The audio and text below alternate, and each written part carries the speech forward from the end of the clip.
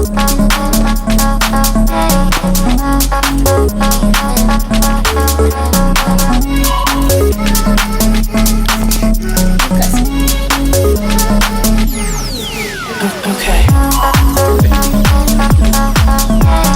jadi ini adalah bentuk dari kertas kerja pemeriksaan. Di dalam kertas kerja ini terdapat banyak sekali akun ya, ada kas dan bank, investasi emas, piutang pendapatan tergantung akun yang dimiliki oleh perusahaan. Kemudian langkah awal biasanya auditor akan memasukkan yang namanya trial balance atau neraca saldo bulan akhir dari perusahaan tersebut. Berikut adalah contoh dari trial balance-nya. Ada akun kas, ada akun piutang, ada akun beban, dan juga lain-lainnya. Nah, kemudian yang akan saya bahas di sini ada satu topik yang saya bahas dalam modul, yaitu piutang dan pendapatan. Di piutang ini saya akan membahas tentang prosedur audit piutang usaha, mulai dari tahap analitis, kemudian dari rinciannya, konfirmasinya, hingga pada test of detail dan test of control. Langkah pertama biasanya akan ada namanya prosedur pemeriksaan. Ini ditentukan oleh auditor seperti apa prosedur yang akan dilakukan. Yang pertama adalah memperoleh rincian, kemudian mengirimkan konfirmasi piutang. Jika konfirmasi piutang tidak kembali, adanya prosedur alternatif. Kemudian jika tidak terdapat penerimaan setelah tanggal neraca, maka akan dilakukan cek mutasi piutang. Kemudian melakukan rekonsiliasi piutang dengan pihak relasi. Apabila terdapat selisih, kita sampaikan ke manajemen dan pastikan saldo piutang yang menjadi acuan. Kemudian periksa apakah piutang telah dijanjikan dan diungkapkan dengan secukupnya. Kemudian kita akan membuat kesimpulan dengan isi catatan dan piutang usaha. Begitupun pendapatan. Baik, untuk bagian piutang usaha ini kita mulai dari rincian. Dari rincian tahun lalu ini kita buat ya, ini buat berdasarkan trial balance dari manajemen pada bagian ini. Nah, yang mengalami kenaikan saldo, yang mengalami kenaikan dan penurunan saldo adalah dua akun, yaitu PTF dan juga PTH. Kemudian dapat kita analisa di sini bahwa yang berarti PTF akun piutangnya sudah habis.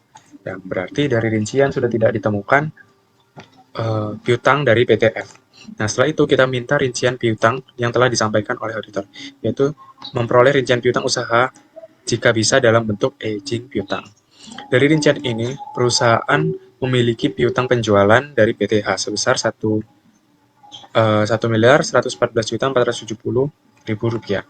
Nah, yang berarti dari nominal ini kita buat konfirmasi, surat konfirmasi. Surat konfirmasi akan saya munculkan dalam bentuk di layar ini. Nah, kemudian kita buat yang namanya tabel konfirmasi. Tabel konfirmasi biasanya berisi nomor, kemudian nama pelanggan, jumlah yang akan kita konfirmasi. Hasil konfirmasi ini adalah nominal yang diberikan oleh pihak ketiga. Apakah nominalnya sudah sesuai atau tidak. Jika tidak sesuai, maka pihak ketiga ini akan mencatat nomor yang berbeda. Nah, kemudian nanti diperoleh selisih apabila terjadi selisih.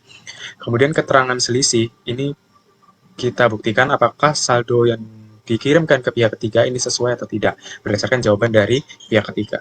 Kemudian dari bagian konfirmasi itu biasanya ada bentuk surat. Suratnya itu ada memiliki tanggal konfirmasinya. Nah, tanggal konfirmasi ini dikirimkan oleh auditor kepada pihak ketiga dengan nomor surat dari perusahaan auditi. Nah, kemudian kita catat tanggal balasan konfirmasi ini berapa sampai diterima kembali oleh auditor. Dan jatuh tempo konfirmasi setelah tanggal konfirmasi biasanya adalah 8 hari atau 7 hari setelah pengiriman konfirmasi. Kemudian, prosedur subsequent event. Jadi, untuk prosedur alternatif ini ada 3. Ada prosedur alternatif uji mutasi, invoice. Invoice ini jika misal perusahaan audit ini memiliki dokumen yang cukup kuat untuk membuktikan dia memiliki piutang. Kemudian yang ketiga adalah subsequent event atau pelunasan setelah tanggal neraca, atau misalnya piutangnya ini sudah lunas, sudah dibayarkan oleh pihak ketiga. Nah, kemudian jika hasilnya sesuai, maka hasil konfirmasinya akan sama dengan jumlah yang dikirimkan kepada pihak ketiga. Namun jika selisih, maka kita akan tanyakan kepada manajemen mengenai selisih dari piutang tersebut. Kemudian, selama magang di kantor akuntan publik Supoyo Subiantara dan rekan, saya merasa bahwa terdapat banyak ilmu yang dapat saya ambil dalam magang saya selama 6 bulan, mulai dari 5 Januari sampai 30 Juni. Dimana dalam 6 bulan itu saya belajar banyak bahwa ternyata menjadi seorang auditor banyak lemburnya ya. Terpenting kita diajarkan tentang bagaimana cara membuat kertas kerja pemeriksaan yang selama ini kita dengar dalam masa perkuliahan. Terus kita bingung bentuknya seperti apa, jadi kita membuat KKP, surat independensi, kemudian pada akun-akun penting kayak kas dan bank, kemudian ketika ada deposito namanya adalah kas dan setara kas, kemudian ada piutang usaha, kita melakukan dengan bagaimana sih caranya prosedur piutang usaha berjalan dengan menentukan prosedur analitis, dengan menilai apakah ada terdapat naik turun saldonya, kemudian kita melakukan dengan uji rincian, mana rinciannya ini dapat dari manajemen auditi. Kemudian dari manajemen auditi kita lihat bahwa terdapat beberapa kenaikan dari akhir tahun sebelumnya dengan akhir tahun 2025. Kemudian dapat kita pilih untuk mana yang dapat dilakukan analisa. Nah, sebenarnya untuk dilakukan analisa ini adalah uji konfirmasi namanya, yaitu prosedur konfirmasi. Kita mengirimkan konfirmasi kepada pihak ketiga.